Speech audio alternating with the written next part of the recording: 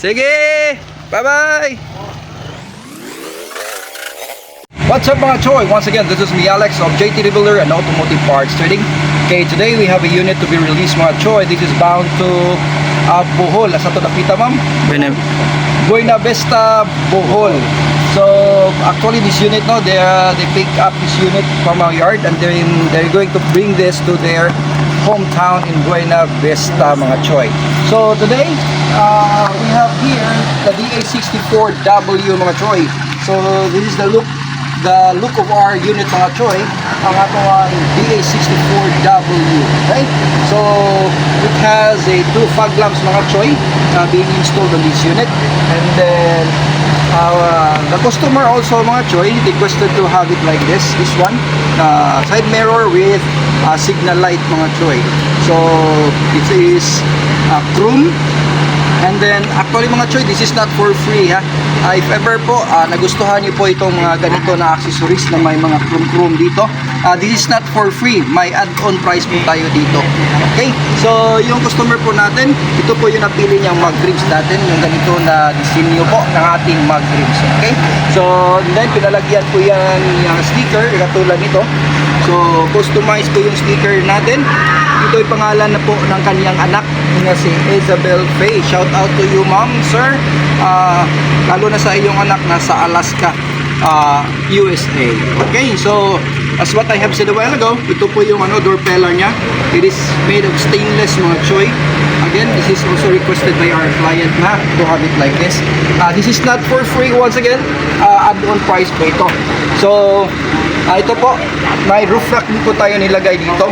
And then kasama na po ito, package natin yung rain visor. Okay? So wrap around ito is tinted po ito, medium black yung gamit po natin so that you can see the road day or night.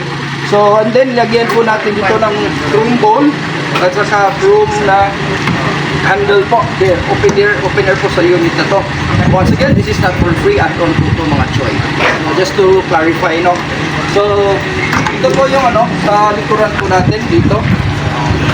Let's come over here. Ito po yung likuran po natin. So, standard po yung likuran po ng ating DA64W. And then ito po sa loob.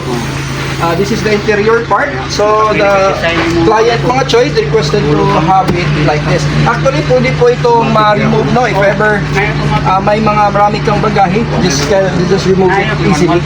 And then pwede po ito paglagyan na mga kahit ano bang chichipur dyan, pwede po siyang paglagyan. So ito po yung back portion ng ating DA64W. Yung DA64W mga choy, may plastic cover po both sides and then may speaker po sa likuran ito at saka sa kabila. May speaker po siya. Okay? So punta naman tayo doon sa loob, the unit ito. So ito po yung interior po niya. So nakikita po nyo dito leather seat cover po. Ito po yung disenyo na gustuhan ng ating client na to have it like this. Black and white combination with matching emboss na upholstery design po na katulad dito. So ito naman sa front. Dito tayo sa harap. So dito tayo sa harap mga choy.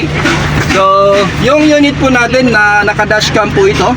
So you can see there at the back portion kung ano nasa likod, lalo na pag mag-backing po kayo. And then may touchscreen stereo po ito tulad nito. And then may remote po tayo. Ito po yung remote po natin na ginagamit. Keyless entry po to siya, lock and unlock remote po siya.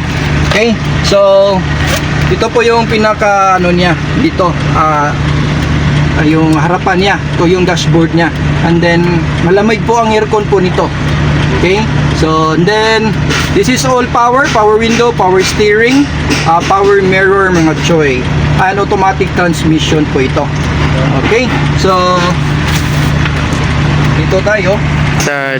So mo niya ang tagiya sa unit ato anak niya sa tagiya. So ilang gyapon anak may ilang parents bag. So ato bang utanon kung unsay kasulti sa tagiya sa ilang unit? Agoy kaninda sa ipangutana na sir.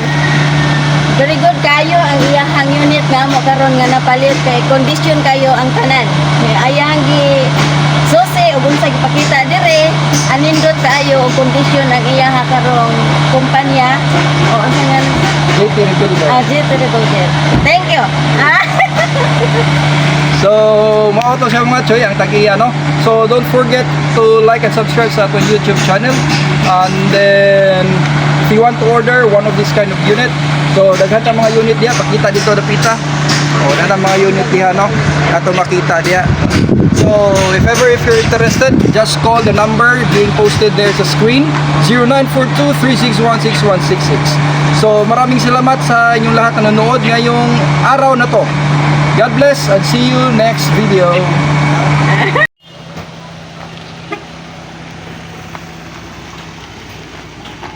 Sige! Bye-bye!